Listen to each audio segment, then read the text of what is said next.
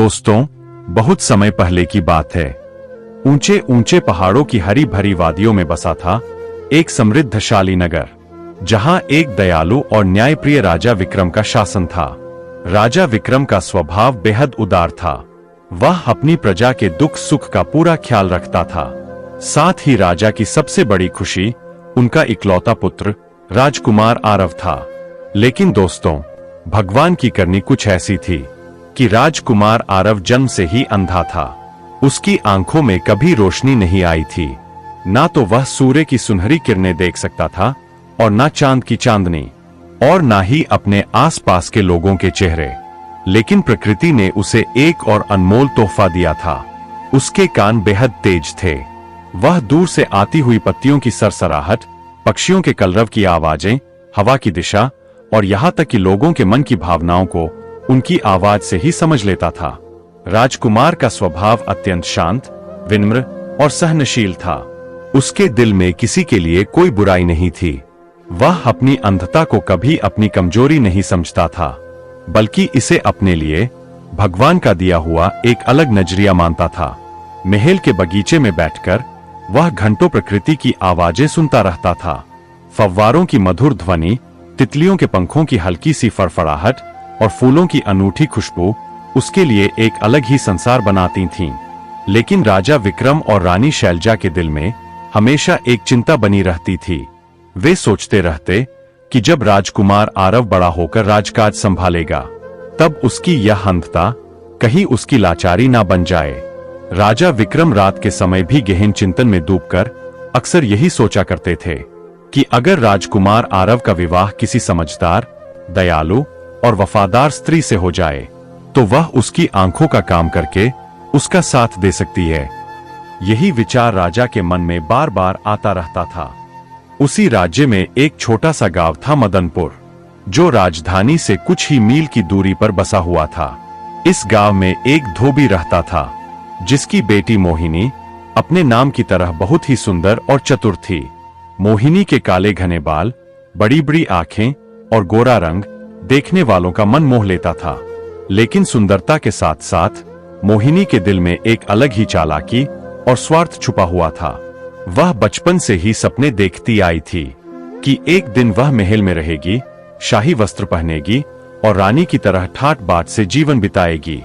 मोहिनी का पिता जग्गू गांव के बाकी धोबियों की तरह ही महल के कपड़े धोने का काम करता था। वह अक्सर मोहिनी को अपने साथ महल ले जाता था, ताकि वह काम में उसका हाथ बंटा सके। महल की भव्यता देखकर मोहिनी का मन और भी लालसा से भर जाता था। वह महल की रानी को देखकर सोचती कि काश वह भी इसी तरह का जीवन जी सकती। शाही बगीचे, सुनहरे बर्तन, रेशमी कपड़े और नौकरों की फौज देखकर उसके मन में एक अजीब सी इच्छा जागती रहती थी।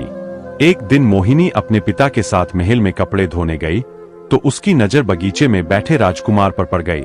राजकुमार आंखें बंद किए शांत मुद्रा में बैठा पक्षियों की मधुर आवाज को सुन रहा था। उसके चेहरे पर शांति और सुकून का भाव था। जब मोहिनी ने देखा कि राजकुमार युवा, सुंदर और शाही हैसियत वाला है, लेकिन बेचारा जन्मजात अंधा है, उसी समय उसके दिमाग में एक चालाकी भरी योजना आई। उसने सोचा कि अगर वह राजकुमार के मन में अपनी जगह बना ले, तो शायद उसके शाही सपने पूरे हो जाएं। मोहिनी ने अपने पिता से राजकुमार के बारे में सारी जानकारी ले ली। उसके पिता ने बताया कि राजकुमार बहुत दयालु और भला इंसान है, लेकिन जन्म से अंधा है। राजा और रानी हमेशा उसकी शादी की चिंता में रहते हैं। यह सुनकर मोहिनी का इरादा और भी मजबूत हो गया। अब उसने अपने मन में पक्की योजना बना ली। उसने सोचा कि राजकुमार तो अंधा है, इसलिए वह उसे आसानी से अपने जाल में फंसा सकती है। अगले ही दिन से मोहिनी ने अपनी चालाकी शुरू कर दी। जब भी वह महल में काम करने जाती, तो राजकुमार के आसपास रहने की कोशिश करती। वह जानबूझकर उसके सामने से गुजरती और अपनी आवाज को बेहद मधुर और मासूम बनाकर बोलती। धीरे धीरे राजकुमार भी उसकी मिठास भरी आवाज से प्रभावित होने लगा। एक दिन मोहिनी ने साहस करके राजकुमार से बात की। उसने कहा, राजकुमार जी, मैं यहाँ आपके महल में काम करती हूँ। आपको यहाँ अकेले बैठे देखकर मुझे ऐसा लगता है कि आपका मन उदास रहता है। राजकुमार आरव ने उसकी आवाज में एक अलग सी मिठास महसूस की और वह उससे बात करने लगा। धीरे धीरे मोहिनी ने राजकुमार से दोस्ती बढ़ानी शुरू कर दी। वह उसे अपने गांव की कहानियां सुनाती, प्रकृति की सुंदरता के बारे में बताती और अपने आप को एक सीधी साधी और सच्ची लड़की के रूप में पेश करती। राजकुमार को लगता कि मोहिनी सच में एक दयालु और समझदार लड़की है। वह यह नहीं जानता था कि मोहिनी के दिल में कितनी बड़ी चालाकी और स्वार्थ छुपा हुआ है। कुछ महीनों बाद राजकुमार आरव का मन मोहिनी की तरफ आकर्षित होने लगा। उसे ऐसा लगने लगा कि मोहिनी ही वह लड़की है जो उसे समझ सकती है और उसके साथ जीवन भर चल सकती है। राजकुमार ने अपने पिता यानी राजा विक्रम से मोहिनी के बारे में बात की और उनसे कहा कि वह उससे शादी करना चाहता है। राजा को यह बात सुनकर थोड़ी चिंता हुई, क्योंकि उन्हें यह मालूम था कि मोहिनी एक साधारण धोबी की बेटी है। लेकिन राजकुमार की खुशी देखकर उन्होंने इस रिश्ते के लिए हां कर दिया। राजा ने सोचा, शायद यह लड़की सच में राजकुमार का ख्याल रख सकेगी। इधर मोहिनी के पिता को जब राजा की तरफ से शादी का प्रस्ताव आया तो उसकी खुशी का तो कोई ठिकाना ही नहीं था। उसे लगा जैसे उसकी बेटी की तो किस्मत ही खुल गई है। मोहिनी भी बेहद खुश दिख रही थी, लेकिन उसके मन में शादी की खुशी नहीं बल्कि अपनी योजना के सफल होने का जश्न था। जल्दी ही शादी की तैयारियां शुरू हुई। राजा ने मोहिनी को शाही परिवार के लायक सुंदर वस्त्र और बहुत सारे गहने दिलवाए। महल में हर तरफ रौनक और खुशी का माहौल था।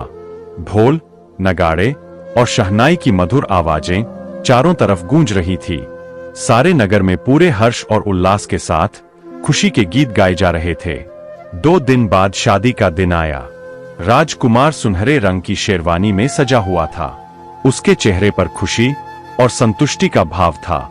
उसे ऐसा लग रहा था कि अब उसके जीवन में एक नई शुरुआत होने वाली है। मोहिनी भी लाल रंग के शाही लहंगे में सजी हुई थी। शाही पोशाक और आभूषणों से लदी, दोनों हाथों में मेहंदी लगाए मोहिनी भी देखने में किसी परी से कम नहीं लग रही थी। लोग उसकी सुंदरता की तारीफ कर रहे थे, परंतु उसके दिल में राजकुमार के लिए सच्चा प्रेम नहीं बल्कि शाही घराने की बहू बनने का सपना था। कुछ समय बाद विवाह संपन्न हुआ। 7 फेरों के साथ मंत्रों की गूंज में 2 जिंदगियां जुड़ गई। लेकिन यह जुड़ाव केवल एक तरफा था। राजकुमार के दिल में मोहिनी के लिए सच्चा प्रेम था, लेकिन मोहिनी के दिल में केवल अपने फायदे का हिसाब किताब था। शादी के बाद मोहिनी रानी बन गई।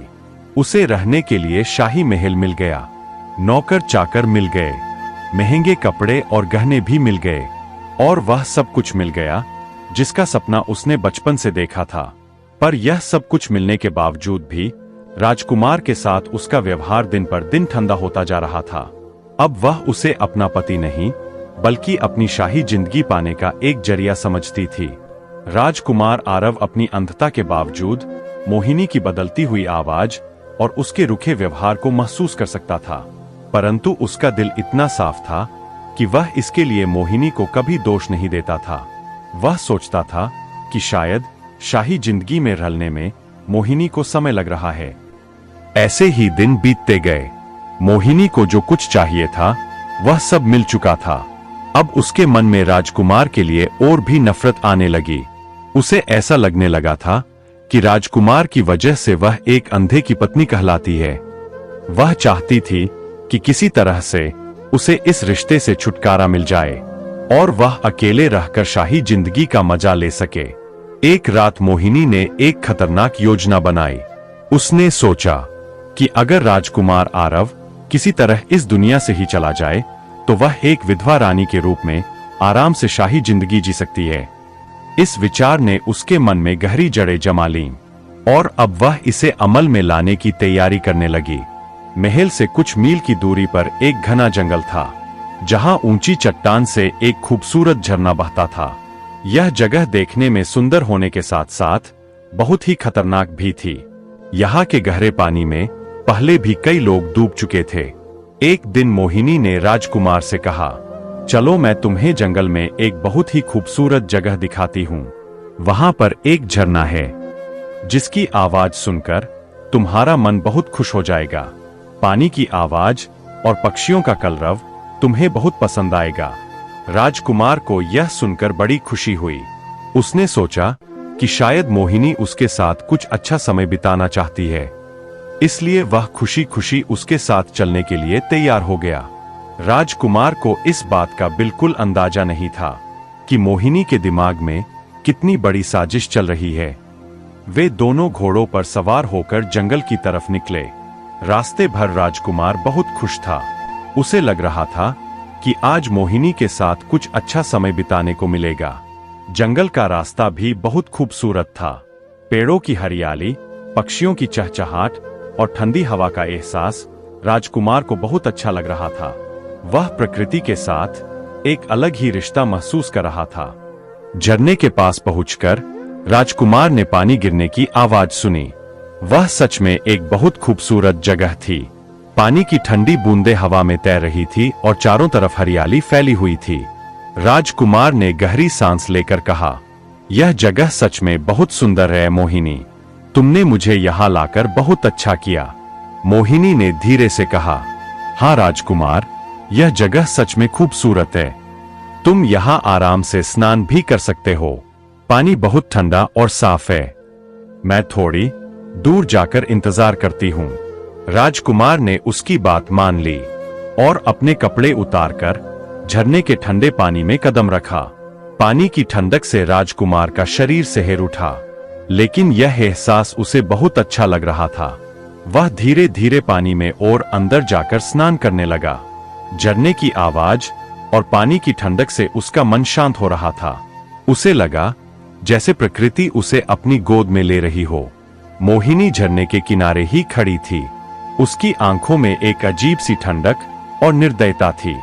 जब उसने देखा कि राजकुमार पूरी तरह से पानी में मग्न है और उसे अपने आसपास की गहराई का कोई अंदाजा नहीं है। दोस्तों, यही वह मौका था जब वह इस अंधे राजकुमार से हमेशा के लिए छुटकारा पा सकती थी। उसने मन में दृढ़ निश्चय कर लिया और चुपचाप राजकुमार के पीछे कदम बढ़ाए। उसके हाथ कांप रहे थे, लेकिन बिना देर किए अपनी पूरी ताकत लगाकर उसने राजकुमार को पीछे से धक्का दे दिया। यह धक्का इतना जोर का था कि राजकुमार अपना संतुलन खो बैठा और वह पानी की गहराई में डूबने लगा। उसके मुंह और नाक में पानी जाने लगा और सांस लेने में तकलीफ होने लगी।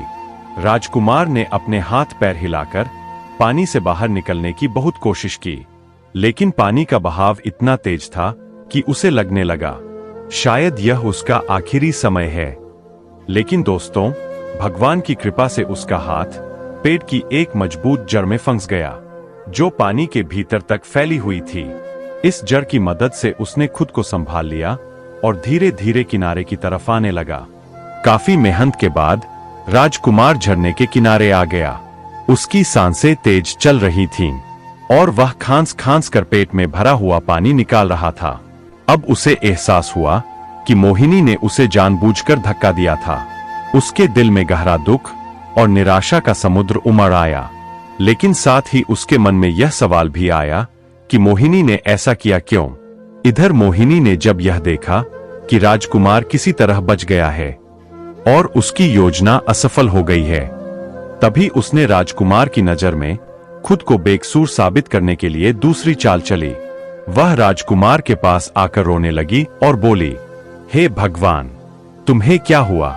मैं तो थोड़ी दूर चली गई थी, तुम पानी में कैसे गिर गए?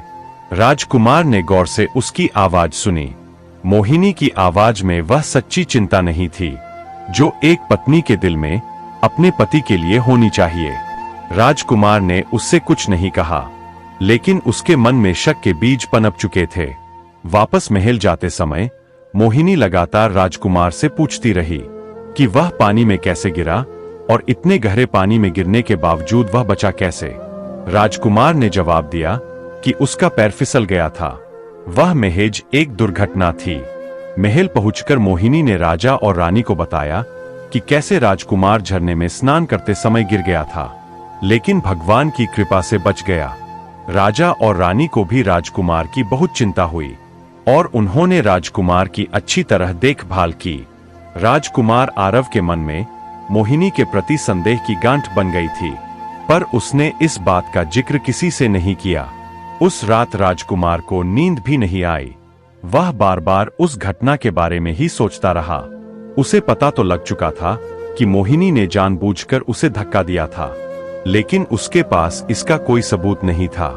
अगले कुछ दिनों में राजकुमार ने मोहिनी के व्यवहार को और भी गौर से देखा।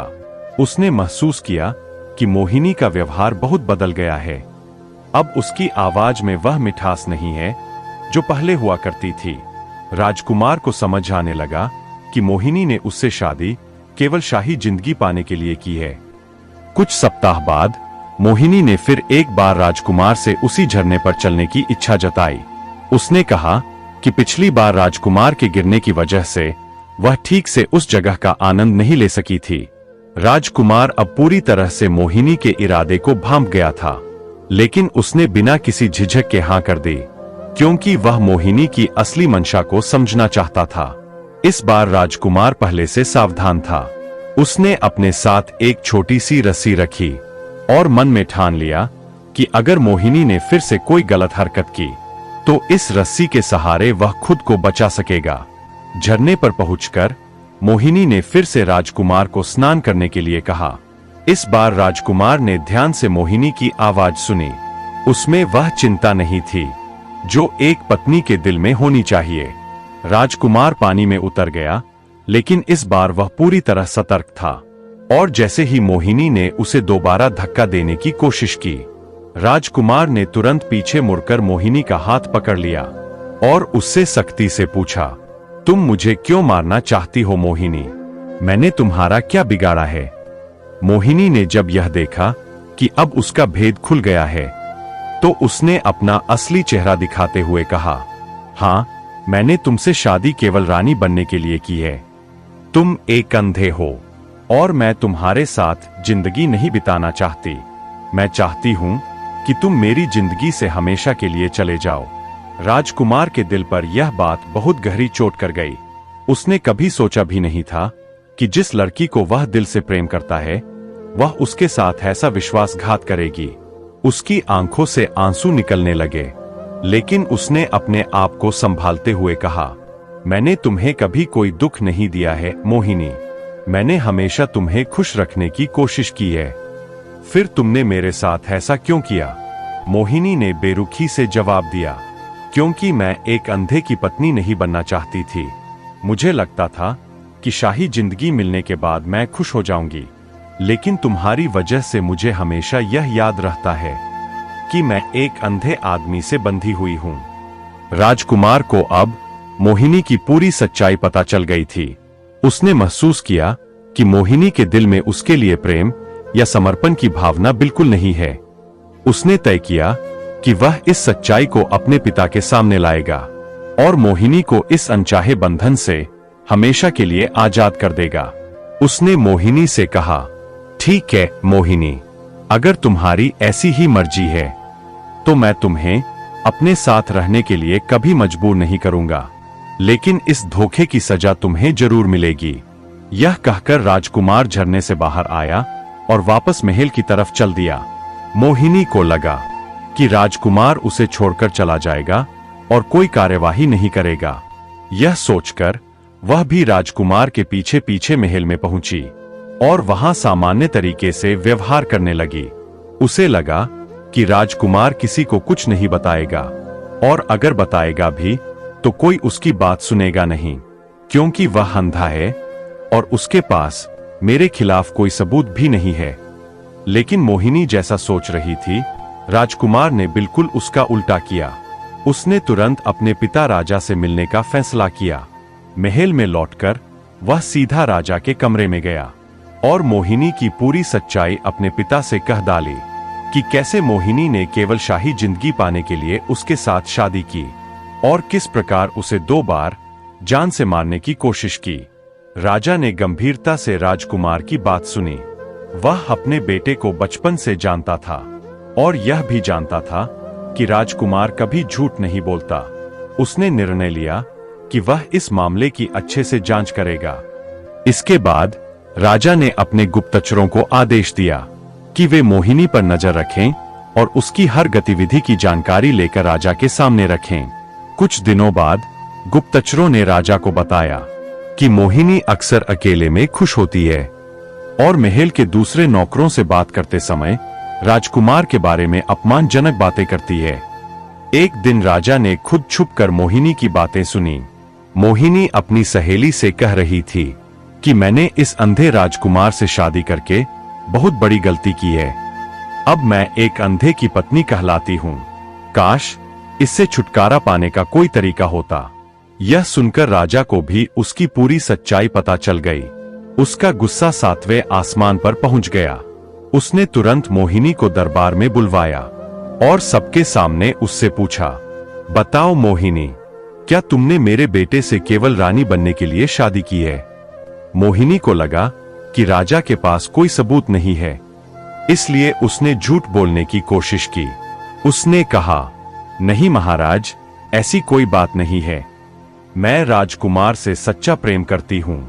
तब राजा के गुप्तचरों ने भरे दरबार में मोहिनी की सच्चाई बयान की। अब मोहिनी के पास कोई जवाब नहीं था। वह समझ गई थी कि अब उसका भेद खुल गया है। राजा ने भरे दरबार में उसे फटकारते हुए कहा, तुमने मेरे बेटे के साथ धोखा किया है। तुमने उसकी भावनाओं से खेला है और उसे मारने तक की कोशिश की है। तुम्हारा यह अपराध क्षमा करने लायक नहीं है। राजा ने तुरंत आदेश दिया कि मोहिनी को महल से निकाल दिया जाए और उसे फिर कभी राज्य की सीमा में वापस आने की इजाजत ना दी जाए। राजा के आदेश पर मोहिनी के शाही वस्त्र और गहने उतारवाकर वापस उसके पुराने कपड़े पहना दिए गए। जो शाही जिंदगी उसने धोखे से हासिल की थी, वह उससे छीन ली गई। इसके बाद उसे महल से बाहर निकाल दिया गया और साथ ही यह चेतावनी भी दी गई कि अगर वह दोबारा राज्य में आने की कोशिश करेगी तो उसे कड़ी सजा दी जाएगी। मोहिनी रोती चिल्लाती महल से निकली क्योंकि उसके सारे सपने चकनाचूर हो गए थे।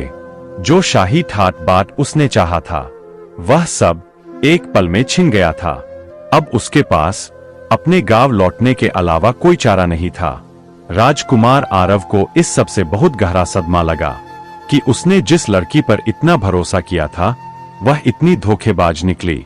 लेकिन उसे यह भी राहत मिली कि अब उसे सच्चाई का पता चल गया है और वह झूठे रिश्ते में बंधे रहने से बच गया है। राजा ने राजकुमार को समझाया कि इसमें तुम्हारी कोई गलती नहीं है। कभी कभी लोग अपने स्वार्थ के लिए दूसरों को धोखा देते हैं। तुम्हारा दिल साफ है, इसलिए भगवान ने भी तुम्हें सच्चाई दिखाने में मदद की है। अब तुम इस दुख को भूलकर आगे बढ़ो। राजकुमार ने अपने पिता की बात मानी। उसने तय किया कि वह इस धोखे से सीख लेकर आगे की जिंदगी में और भी सतर्क रहेगा। कुछ साल बाद राजकुमार आरव की शादी एक और लड़की से हुई, जो सच में दयालु और वफादार थी। इस बार राजा ने बहुत सावधानी से लड़की और उसके परिवार की जांच पड़ताल कराई थी। नई रानी राजकुमार की सच्ची साथी बनी। इधर मोहिनी का अंत बहुत बुरा हुआ। महल से निकलने के बाद वह अपने गांव वापस गई, लेकिन गांव के लोगों को जब उसकी सच्चाई का पता चला तो गांव वालों ने भी उसका तिरस्कार किया और उसे समाज से बाहर कर दिया। उसे अपनी बाकी की जिंदगी अकेले और पछतावे में बितानी पड़ी। दोस्तों, कहानी अच्छी लगी हो तो वीडियो को लाइक करके हमारे चैनल को सब्सक्राइब जरूर कर लीजिएगा, ताकि हम ऐसी ही ज्ञानवर्धक और प्रेरणादायक कहानियां आपके लिए लेकर आते रहें। धन्यवाद दोस्तों।